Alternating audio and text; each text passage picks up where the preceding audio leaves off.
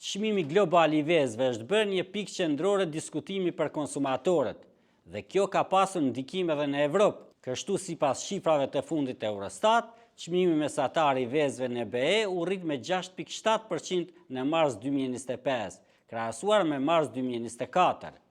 Republika Çeke përjetoi normën më të lartë të inflacionit vjetor për vezët, me 46%, e ndjekur nga Slovakia me 29.8 dhe Hungaria me 26.1%.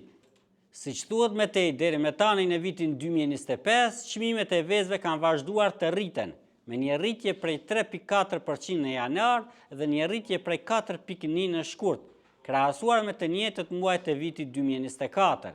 Megjithatë, theksohet se rritjet në vitin 2025 kanë qenë më të vogla se ato të vërejtura në 2022 dhe 2023. Në vitin 2024, Franca ishte prodhuesi kryesor I vezëve me rreth 940.000 tonë, e ndjekur nga Gjermania, Spanja dhe Italia. Për të mësuar më shumë rreth zhvillimeve të fundit në botë, lexojeni telegrafi.com.